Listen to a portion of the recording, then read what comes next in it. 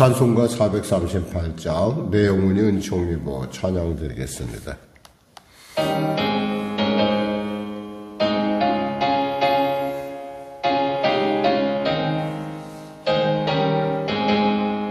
내 영혼이 은총이고 중한 죄짐 벗고보니 슬픔 많은 이 세상도 천국으로 가도다. 할렐루야 찬양하세. 내 모든 죄 사함받고 주 예수와 동행하니 그 어디나 하늘나라. 주의 얼굴 뵙기 전에 멀리 뵈던 하늘나라. 내 마음속에 이루어지니 날로 날로 가깝도다. 할렐루야 찬양하세.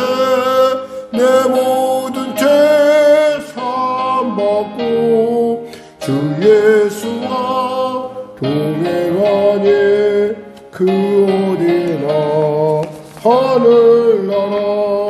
높은 산에 거친 들이 조막이라 궁궐이나 내 주 예수 모신 곳이 그 어디나 하늘나라.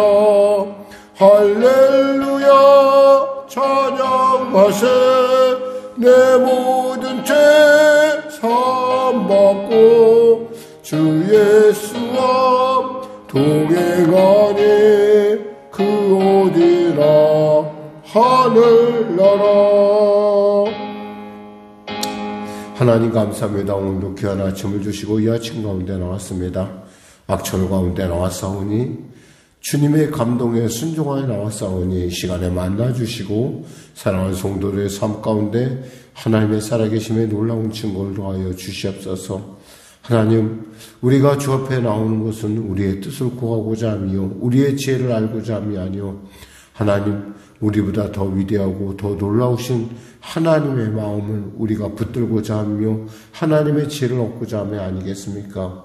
이 시간에 사랑한 자들의 발걸음을 주장하셨사오니 구하는 자들에게 주신 하나님, 찾는 자들에게 찾게 하시고 두드린 자에게 열어주신 하나님께서 그들의 심령 깊은 곳에 그들의 삶의 현장 가운데 하나님 역사하시고 응답하시고 주장하시고 통치하소서.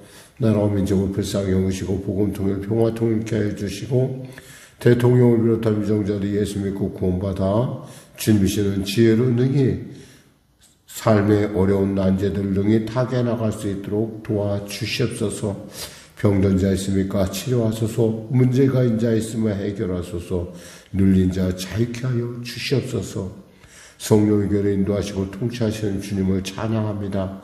하나님, 이 모든 주님의 그 하나님의 동행이 있기에 여기까지 이르렀사오니 장래에도 에베네셀 하실 줄 믿습니다. 나아가 간절히 바라옵기는 아버지, 우리가 성탄절 총동원 전도 축제를 갖습니다. 하나님, 이제 날이 다가올수록 아버지 그들의 심령에 우리가 주의 음성을 하나님의 마음을 전해야 할 터인데 우리에게 하나님의 성령의 기름 부음을 넘치게 하셔서 그 우리가 전하는 말이 사람의 말이 아니라 하나님의 말로 그를 사랑하시는 하나님의 초대로 들려지는 놀라운 은혜를 더하여 주옵소서. 그래야 그들이 이 땅에서만 살 사람이 아니오 이 위에 하나님의 나라 가운데 갈 복된 존재임을 알고 주 앞에 나와 하나님의 은혜를, 주님의 은혜를, 날 위하여 죽으신 예수님의 은혜를 누릴 수 있도록 축복하여 주시옵소서. 성도들의 삶의 현장 가운데 역사하소서. 심히 척박하고 어렵고 답답한 가운데 있습니다. 하나님 도와주시고 하나님 은혜를 베풀어 주시옵소서. 능히 승리하는 권세를 부어 주시옵소서. 하나님, 오늘도 귀한 아침 주심을 감사하며 거룩하신 예수님의 이름으로 기도드립니다. 아멘. 하나님은 살아계십니다. 오늘 은혜 나누실 말씀은 창세기 23장 말씀입니다. 창세기 23장 말씀. 우리 하나님 말씀 같이 합독하겠습니다.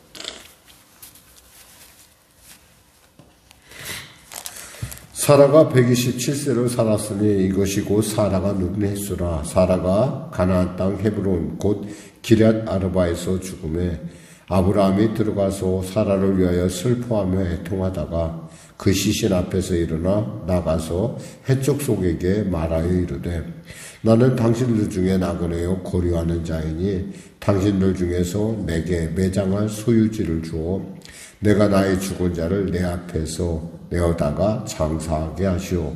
해쪽 속에 아브라함에게 대답하여 이르되 내 주여 들으소서. 당신은 우리 가운데 있는 하나님이 세우신 지도자이시니 우리 묘실 중에서 좋은 것을 택하여 당신의 죽은 자를 장사하소서. 우리 중에서 자기 묘실에 당신의 죽은 자 장사함을 금할 자가 없으리이다. 아브라함이 일어나 그 땅 주민 해쪽 속을 향하여 몸을 굽히고 그들에게 말하여 이르되 나로 나의 죽은 자를 내 앞에서 내어다가 장사하게 하는 일이 당신들의 뜻일진데 내 말을 듣고 나를 위하여 소할의 아들 에브론에게 구하여 그의 밭머리에 있는 그의 막벨라 굴을 내게 주도록 하되 충분한 대가를 받고 그 굴을 내게 주어 당신들 중에서 내장할 소유지가 되게 하기를 원하노라 하매 에브론이 해쪽 속 중에 앉아 있더니 그가 해쪽 속 곧 성문에 들어온 모든 자가 듣는 데서 아브라함에게 대답하여 이르되 내 주여 그리 마시고 내 말을 들으소서. 내가 그 밭을 당신에게 드리고 그 속의 굴도 내가 당신에게 드리되 내가 내 동족 앞에서 당신에게 드리오니 당신의 죽은 자를 장사하소서. 아브라함이 이에 그 땅의 백성 앞에서 몸을 굽히고 그 땅의 백성이 든 데서 에브론에게 말하여 이르되 당신이 합당히 여기면 청하건대 내 말을 들으시오. 내가 그 밭값을 당신에게 주리니 당신은 내게서 받으시오.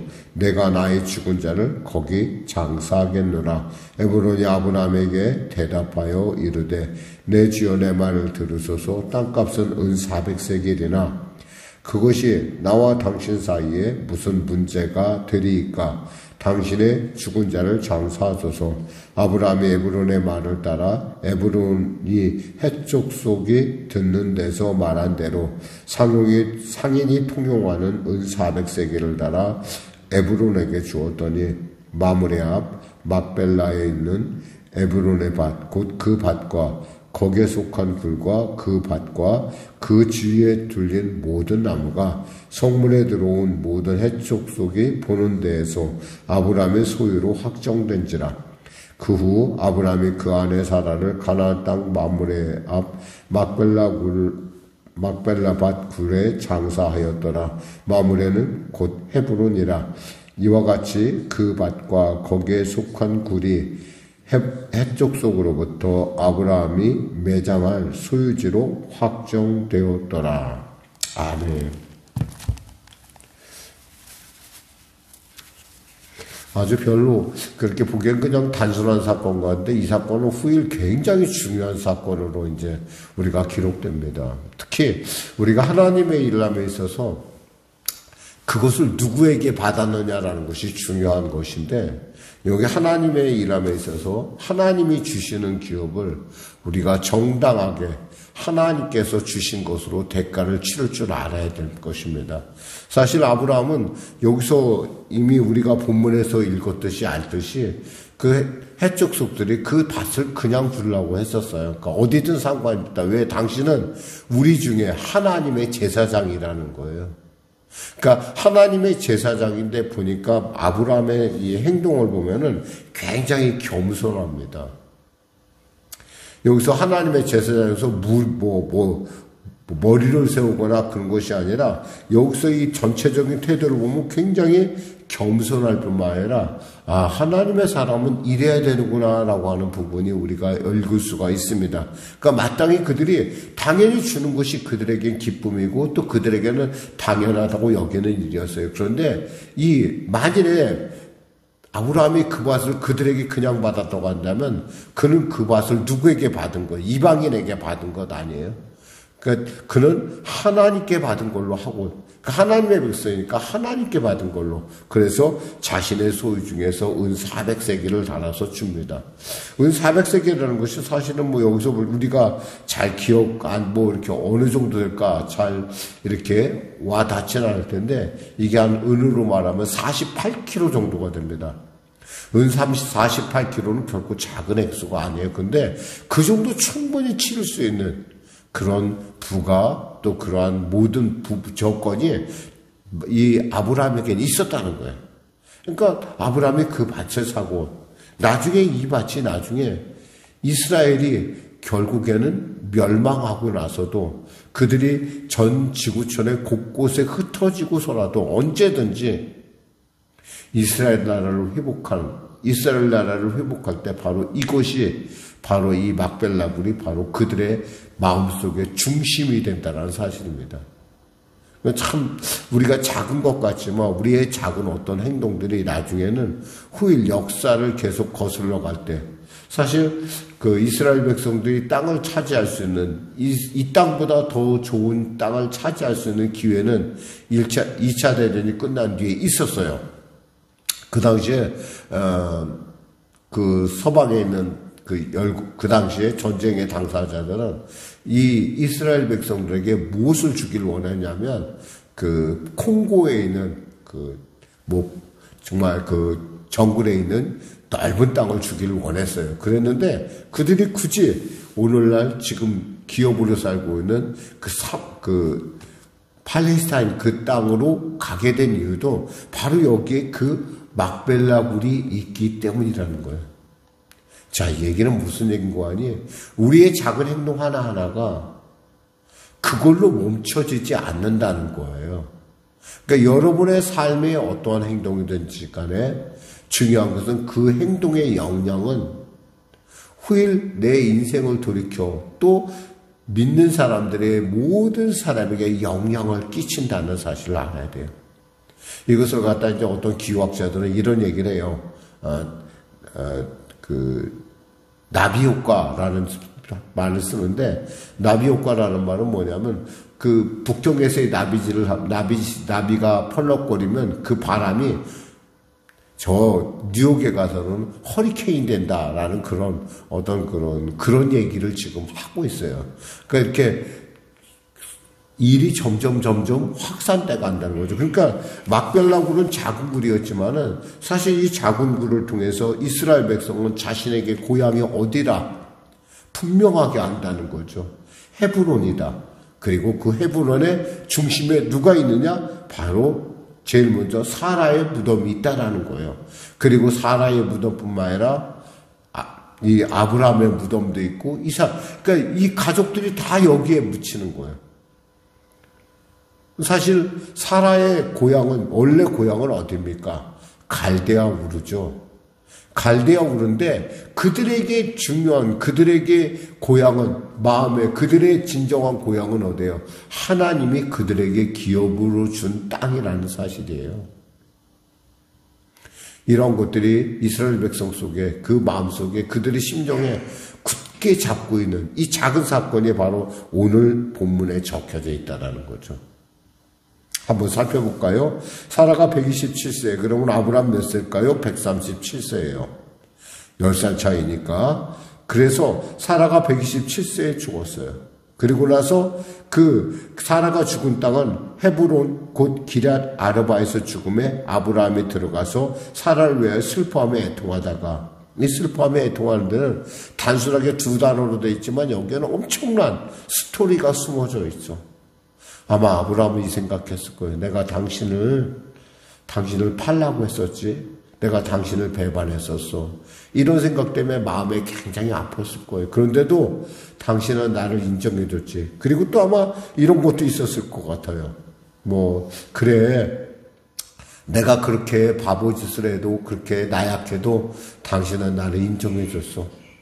내가 잘한 것보다도 내가 잘한 것이 있다면 그렇지. 이스마엘을 그쪽에 하나님의 말씀에 따라 단호하게 보냈던 일. 그래서 오늘날 이삭을 중심으로 한 당신이 원하는 당신의 그 씨에서 당신의 그 자녀 중에 이렇게 약속의 자손들이 지금 이렇게 성장하고 있어. 라는 어떤 그런 마음들. 그러니까 이 안에는 정말 말할 수 없는, 우리가 참 예수 믿는다는 것이 굉장히 중요한 것이 뭐냐면 우리가 갖고 있는 생각과 우리의 삶의 여정으로서는 도저히 우리는 죽음 이후의 생각을 하지를 할 수가 없어요. 그냥 그걸로 끝이라고 생각하죠. 그러나 예수를 믿는 순간부터 점점 우리에게 심어진 씨앗은 뭐냐면 하나님의 나라에 대한 씨앗이에요. 죽음이 끝이 아니라는 거예요. 죽음이 끝이 아니라는 걸 아는 사람하고 죽음이 끝이라고 보는 사람하고의 삶에 있잖아요. 태도는 180도 달라요. 여기서 중요한 건 이들은 뭐예요? 아브라함은 뭘 봤어요? 그들이 가야 될 본향을 바라보고 있는 거예요. 이 사람들은 그냥 단순하게 그 밭의 값을 받고 그들이 팔았지만은 이 안에는 엄청난 하나님의 약속과 계획이 숨어져 있는 것이죠. 그걸 누가 있겠어요? 죽음 이후에 다른 여호와의 이레의 그러한 신앙이 가진 사람만이 볼 수 있다는 거예요.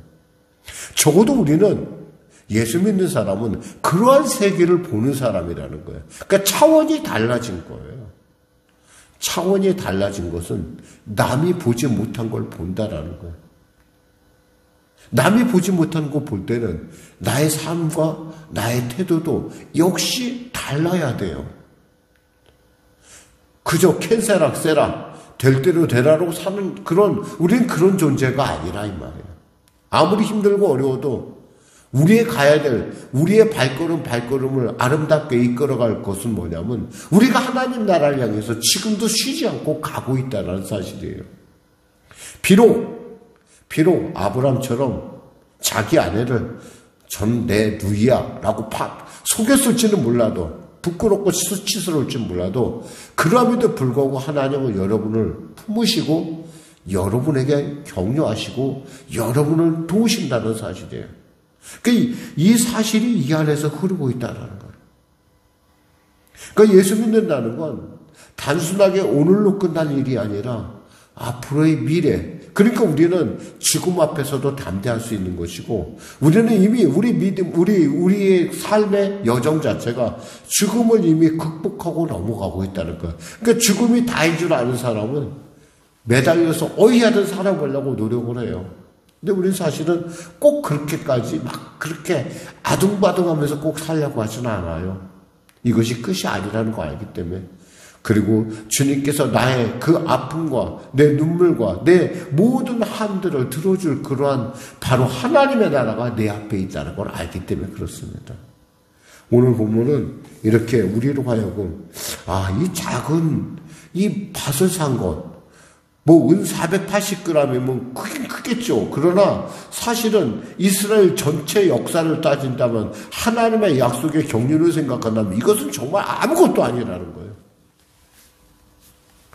중요한 건 뭐냐면 하나님의 나라, 하나님의 곳에 있어서 우리 예수님께서 이미 대가를 지불했다고 해서 우리가 그때 예수님께서 나의 모든 죄와 저주를 대신했다고 해서 그것이 공짜가 아니라는 사실을 꼭 알아야 돼요. 대가를 지불할 줄 알아야 돼요. 은혜에 대한 대가. 그리고 나로 하여금 눈을 뜨게 한 대가. 나로 하여금 하나님의 백성임을 알게 한 대가. 그것을 여러분들이 치를 수 있는 아주 좋은 기회가 바로 뭐냐? 바로 이번에 전도축제라는 사실이에요. 그 사람의 영혼을 보고 여러분이 마음속에 흘리는 눈물이 여러분의 눈물이라고 착각하지 마세요. 그것은 하나님의 눈물이에요. 여러분이 그 사람을 생각하다 할 때마다 한심하고 답답해 보일지 몰라도 그것이 여러분이 가진 마음이 아니라 하나님이 그 사람을 그렇게 안타깝게 생각하고 있다는 걸 아셔야 돼요. 그러니까 그 마음으로 여러분들이 그 영혼 하나하나에 접근해 갈 때, 그 하나하나에 접근해 갈 때 우리는 뭐예요? 우리의 마음은 누구의 마음이 돼요? 하나님의 마음이고, 우리의 목소리는 누구의 목소리가 돼요? 하나님의 목소리가 된다는 거예요. 그래서 그들로 하여금 그 죽어있는 영혼을 깨우는 놀라운 지금 그래서 우리가 하나님의 사람이구나라는 걸 깨달을 수 있는 복된 기회라는 사실을 알고, 꼭 이제 얼마 남았겠어요. 우리가 열심히 기도하는 가운데 주님의 마음을 그들에게 전해서 하나님을 기쁘시게 하는 여러분과 저가 되길 원합니다. 기도하겠습니다. 하나님 감사합니다. 말씀을 전했습니다. 어찌하면 작은 일 같으나 이 작은 일이 결국에는 큰 인류에 있어서의 큰 일을 이루는, 구원의 일을 이루는 놀라운 일인 것을 우리로 알게 하시면 감사합니다.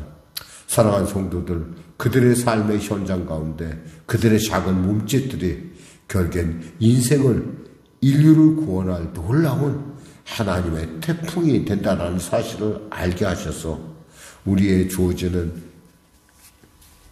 전도 축제 가운데 우리가 최선을 다해 주님의 마음을 대변하며 주님의 손길이 될 수 있도록 은혜 더하여 주시옵소서. 예수님의 이름으로 기도드립니다. 아멘. 우리 말씀 생각하고 찬양하고 기도하겠습니다. 찬송가 435장입니다.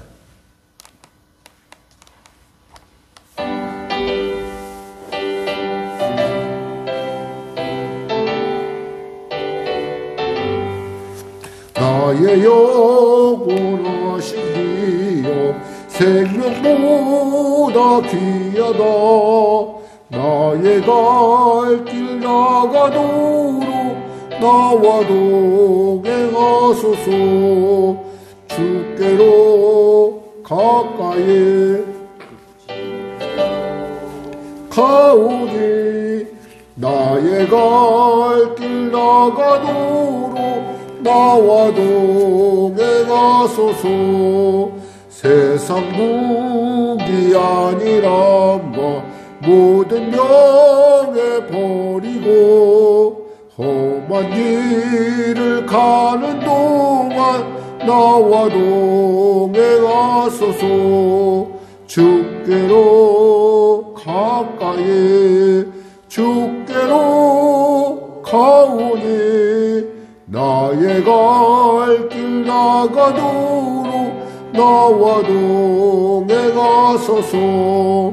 어두운 골짝 지나가며 험한 바다 건너서 천국문에 이르도록 나와 동행하소서. 주께로 가까이 주께로 가오니 나의 갈 길 나가도록 나와 동행하소서. 아멘. 하늘에 계신 우리 아버지의 이름을 거룩하게 하시며 아버지의 나라가 오게 하시며 아버지의 뜻이 하늘에서와 같이 땅에서도 이루어지게 하소서. 오늘 우리에게 일용할 양식을 주시고 우리가 우리에게 잘못한 사람을 용서하여 준 것 같이 우리 죄를 용서하여 주시고 우리 시험에 빠지지 않게 하시고 악에서 구하소서. 나라와 권능과 영광이 영원히 아버지의 것입니다. 아멘.